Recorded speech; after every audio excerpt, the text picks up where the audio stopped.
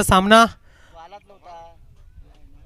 सुंदर अशी आपल्याला या ठिकाणी कामगिरी दोनही संघांकडून आपण पाहत आलोय। मंडणगड, शिवतेज भिंगळोली आणि वेरळ लवकरात लवकर सामना चालू करायचा आहे। मंडणगड संघाने आपलं क्षेत्ररक्षण सजवायचं आहे, आपल्याकडे वेळ कमी आहे।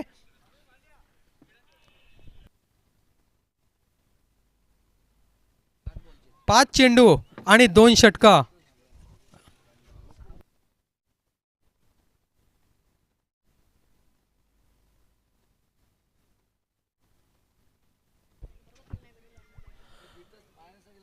पाच चेंडू आणि 2 षटका आणि दोन्ही संघांसाठी चेंडू हा नवीन असणार आहे आणि लवकरात लवकर क्षेत्ररक्षण सजवायचं आहे।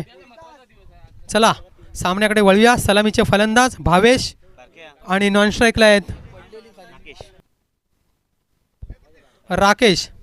वेरळ संघाचे फलंदाज भावेश आणि राकेश। पाहूया पहिलं षटक घेऊन येत आहेत ओमकार। आपण सकाळपासून पाहिलं आहे ओमकार यांनी सुंदर अशी गोलंदाजी या ठिकाणी या ग्राउंडवर पाहायला मिळाली। मला वाटतं पहिल्या सामन्यात पहिल्या फेरीचा जो सामना होता, जे शेवटचं षटक ओमकार याने टाकलं होतं ते निर्धाव असं षटक होतं आणि 2 गडी टिपण्यात यश मिळालं। पाहूया पहिला चेंडू आणि थर्ड मॅनच्या दिशेने मला वाटतं हा पहिला चौकार भावेश यांच्या बॅटमधून निघालेला पहिला चौकार आणि 4 धावा।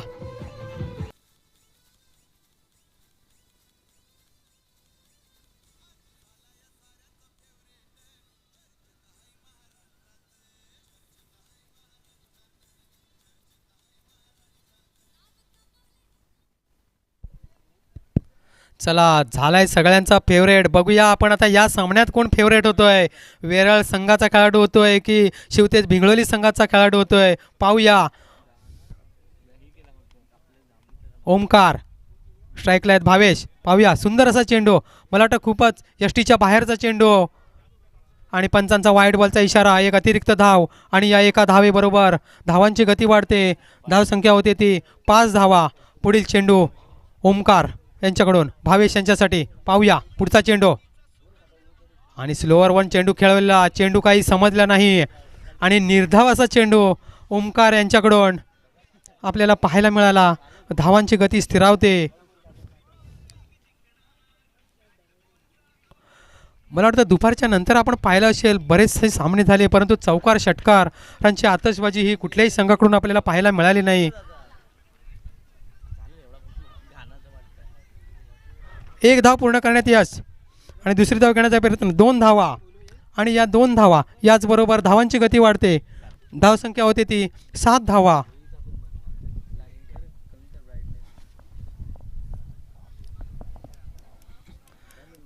या सामन्यातील पहिलं षटक अजूनही मार्गस्थ ओमकार आणि स्ट्राईकला आहेत भावेश आणि सुंदर असा कटवलेला चेंडू पॉइंट आणि कव्हरच्या मधून या ठिकाणी सुंदर असं क्षेत्ररक्षण, परंतु 2 धावा घेण्यात यश भावेश यांना आणि धावांची गती वाढली। वेरळ संघाची धावसंख्या होते ती 9 धावा। आज आपण पाहिलं असेल सकाळपासूनच वेरळ संघानेही खूप छान अशी या ठिकाणी कामगिरी केली आणि सेमीफायनलमध्ये प्रवेश मिळवला। पुढचा चेंडू ओमकार यांच्याकडून भावेश यांच्यासाठी आणि हा पुश केलेला चेंडू आणि फक्त एका धावेवर समाधान मानावे लागेल आणि या एका धावेने धावांची गती वाढते। धावसंख्या होते ती 10 धावा। पहिलं षटक पूर्ण आणि या षटकामध्ये धावा झालेल्या आहेत 10 आणि शेवटचं षटक घेऊन येत आहेत रोशन। पाहूया एक अनुभवी असे गोलंदाज रोशन आणि खूप चांगली अशी कामगिरी अनेकदा राहिलेली आहे रोशन यांच्याकडून। अनेक सामने त्यांनी गोलंदाजीच्या जोरावर जिंकलेले आहेत आपल्या संघासाठी। अनेक चषक पटकावलेत। आम्ही अनेक वर्षांपासून त्यांचा खेळ बघतोय। पाहूया हे शेवटचं षटक सेमीफायनलचा सामना आणि हे शेवटचं षटक घेऊन येत आहेत रोशन। पाहूया स्ट्राईकला आहेत भावेश आणि हा फुलटॉ चेंडू, परंतु चेंडू काही भावेश यांना समजला नाही। एक लेग बाईच्या रूपाने मला वाटतं अतिरिक्त धाव घेण्यात मात्र त्यांना यश मिळालं आहे आणि या एका धावेने वेराळ संघाची धावसंख्या वाढते. धावसंख्या होती ती 11 धावा.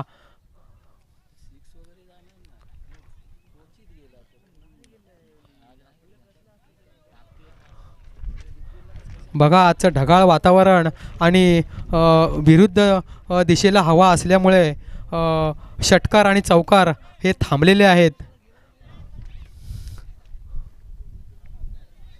परंतु सेमीफायनलचा सामना आहे. दोन्ही संघातील फलंदाजांना चौकार षटकार हे मारावे लागतील आणि आपल्या संघासाठी धावांचा डोंगर हा उभा राहावा लागेल जर तुम्हाला सामना जिंकायचा असेल तर. पाहूया आता डावखुरे फलंदाज स्ट्राईकला आहेत राकेश आणि गोलंदाज रोशन. चला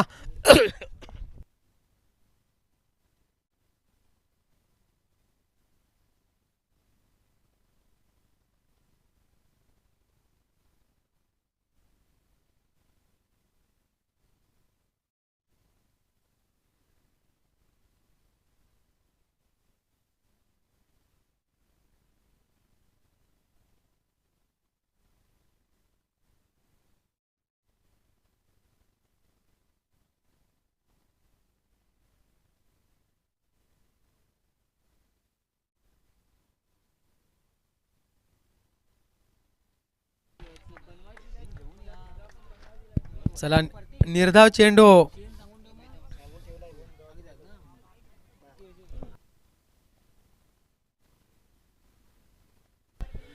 आणि सुंदर अशी गोलंदाजी. पुन्हा एकदा निर्धाव चेंडू. या ठिकाणी सुंदर अशी गोलंदाजी पाहायला मिळते. कमीत कमी धावांवर रोखावं लागेल वेरळ संघाला जर हा सामना जिंकायचा असेल शिवतेज मंडणगड संघासाठी. मला वाटतं नाही हा खूपच यष्टीच्या बाहेरचा चेंडू आणि पंचांचा वाईड बॉलचा इशारा. एक अतिरिक्त धाव आणि या एका धावेबरोबर धावांची गती वाढते. धावसंख्या होते ती 13 धावा. पाहूया पुढचा चेंडू रोशन यांचा राकेश यांच्यासाठी. आणि पुन्हा एकदा सुंदर असं चेंडू काही खेळता आला नाही राकेश यांना आणि धावांची गती ही 13 धावांवरच स्थिरावली आणि धावसंख्या झालेली आहे 13. विजयासाठी कंपल्सरी 14 धावांची 14 धावांची आवश्यकता विजयासाठी शिवतेज भिंगळोली संघाला.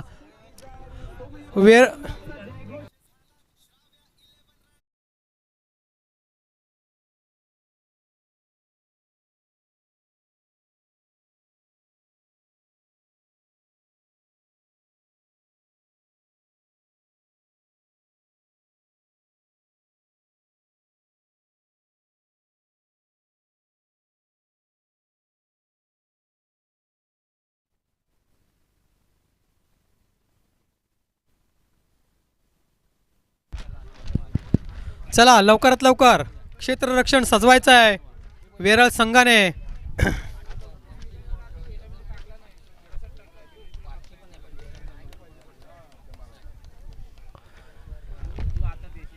या दिवसात कोण करणार फायनलमध्ये प्रवेश हे आता काही वेळातच काही मिनिटातच आपल्याला समजणार आहे. वेरळ की शिवतेज मंडणगड पाहूया. 14 धावांची गरज शिवतेज मंडणगड संघाला विजयासाठी.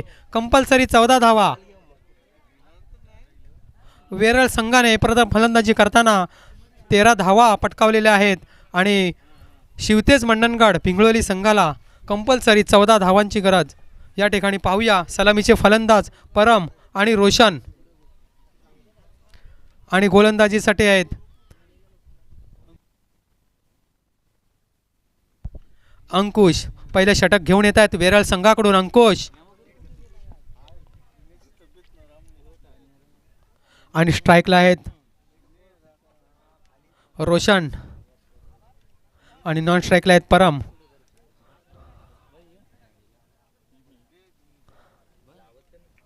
चला पहिले षटक आणि सुंदर अशी गोलंदाजी. यार्कर टाकण्याचा प्रयत्न आणि सुंदर असं क्षेत्ररक्षण या ठिकाणी पाहायला मिळालं अंकुश यांच्याकडून. एकही धाव घेता आली नाही आणि याचबरोबर पुढचा चेंडू अंकुश यांच्याकडून रोशन यांच्यासाठी आणि खूपच यष्टीच्या बाहेरचा चेंडू.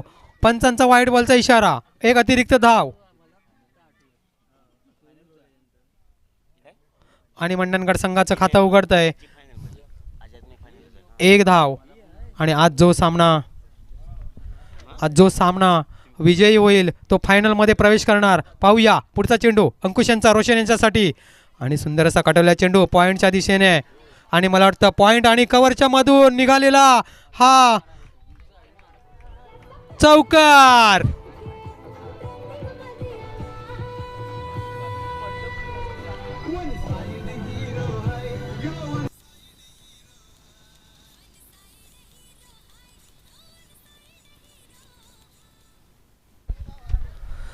चला पुन्हा एकदा आपण सामन्याकडे वळूया. सुंदर असा चौकार आपण पाहिला आता रोशन याच्या बॅटमधून आणि पुढील चेंडू घेऊन येत आहेत अंकुश आणि स्ट्राईकला आहेत रोशन.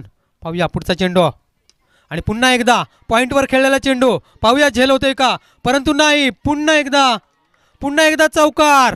सुंदर अशी फलंदाजी पाहायला मिळते. रोशन यांच्या बॅटमधून निघालेला हा चौकार.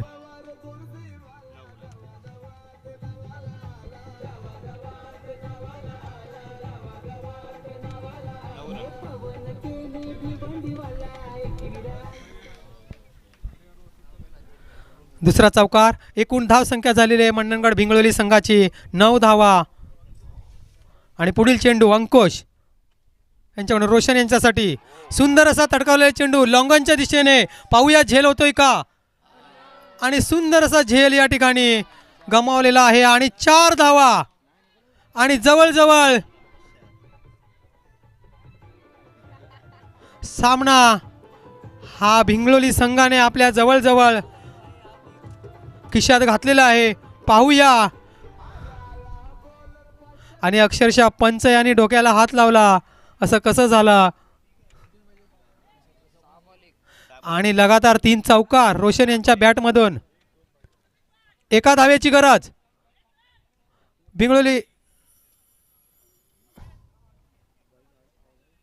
एका धावेची गरज भिंगळोली संघाला. पाहूया आणि हा कटवलेला चेंडू आणि 1 धाव आणि सामना मला वाटतं भिंगळोली संघाने जिंकलेला आहे.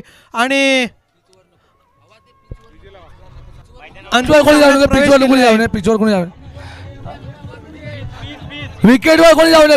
जाऊ नये. विकेटवर रोशन विकेटवर कोणी जाऊ नये. अभिनंदन भिंगळोली संघाचा खूप खूप अभिनंदन. संघ खूपच छान अशी आणि या स्पर्धेमध्ये वेरज संघ